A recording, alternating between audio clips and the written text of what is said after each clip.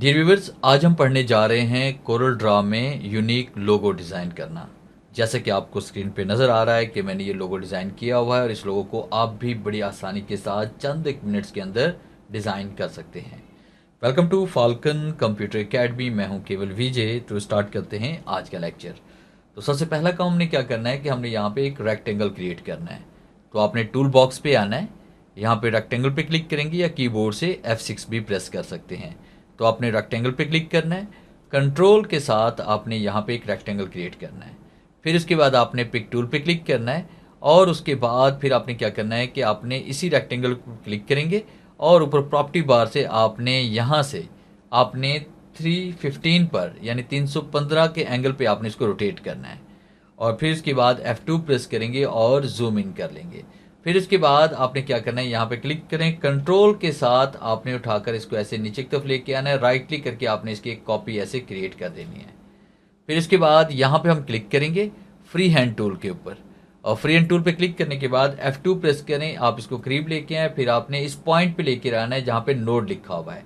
तो यहाँ पे क्लिक करेंगे, फिर कंट्रोल के साथ आपने इस तरह से एक लाइन क्रिएट कर लेनी है जैसे मैं यहाँ पे बना रहा हूँ और उसके बाद फिर आपने सेंटर वाले पॉइंट पे क्लिक करके आपने शिफ्ट के साथ अपने लाइन को ऐसे बड़ा कर लेना है। फिर इसके बाद आपने क्या करना है कि यहाँ पे हम इसमें आएंगे स्क्रॉलिंग करते हुए और इसी पे क्लिक करके देखिए ये आपको लाइन नज़र आ रही है, यहाँ पे क्लिक करके रखना है, कंट्रोल प्रेस करना है, इसको उठाकर आपने इस तरफ लेके आना है जैसे मैं यहाँ पे लेके आ रहा हूँ। मैंने राइट क्लिक कर दिया यहाँ पे और इस तरह से आपने एक कॉपी क्रिएट कर लेनी है। फिर इसके बाद शिफ्ट F2 हम प्रेस करते हैं तो इस तरह से आप देख सकते हैं कि यहाँ पर ये हमारे पास लाइन्स बिल्कुल एडजस्ट हो चुकी हैं इसके ऊपर।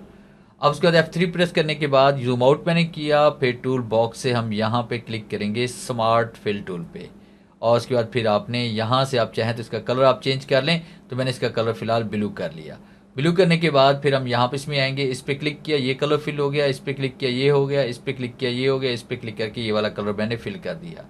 फिर उसके बाद आपने खाली जगह पे क्लिक करना है और आपने इन लाइन्स पे क्लिक करके आपने इसको डिलीट कर देना है जैसे ये लाइन्स को मैंने डिलीट कर दिया। और फिर उसके बाद आपने क्या करना है कि यहाँ पे ऊपर वाले बॉक्स पे आप क्लिक करेंगे, शिफ्ट प्रेस करके नीचे वाले बॉक्स पे हम क्लिक करेंगे, दोनों बॉक्सेस सेलेक्ट हो जाएंगे और ऊपर प्रॉपर्टी बार से आपने वेल्ड पे क्लिक करना है ताकि ये इमेज जो है वो वेल्ड हो जाए हमारे पास शेप जो है। आपने उसके बाद तमाम ऑब्जेक्ट्स को आपने एक साथ सेलेक्ट करना है और शिफ्ट के साथ आपने इसको ऐसे रिसाइज करना है। फिर F2 प्रेस करके हम जूम इन करेंगे इसे और आपने खाली जगह पे क्लिक करना है और सेंटर वाले ऑब्जेक्ट पे हम क्लिक करेंगे और फिर उसके बाद टूल बॉक्स से आपने यहाँ पर आना है और इंटरेक्टिव फिल टूल पे हम क्लिक करेंगे जैसे कि आपको यहाँ पे नज़र आ रहा है। इंटरेक्टिव फिल टूल पे हम क्लिक करेंगे और यहाँ पे क्लिक करके इसको ऐसे नीचे की तरफ अप्लाई करेंगे और फिर उसके बाद आपने ऊपर जो कलर अप्लाई करना है वो डार्क ब्लू करना है। नीचे जो हमारे पास कलर है ये वाइट पॉइंट वाला, इस पर हम क्लिक करेंगे और यहाँ पे सियान कलर अप्लाई करेंगे। तो कुछ इस तरह की आपने यहाँ पे शेड क्रिएट कर लेनी है जैसे मैं यहाँ पे डिज़ाइन तैयार कर रहा हूँ। फिर इसके बाद आपने ये जो लेफ्ट वाला पॉइंट है इस पर आप क्लिक करेंगे और यहाँ पे क्लिक करके भी आपने इस तरह से शेड अप्लाई करना है। ऊपर वाले पॉइंट पे क्लिक करना है, यहाँ पे सियान कलर अप्लाई करेंगे और नीचे वाइट पॉइंट पे क्लिक करके आपने डार्क ब्लू कलर अप्लाई करना है। फिर उसके बाद आपने क्या करना है कि यहाँ पे पिक टूल पे क्लिक करें।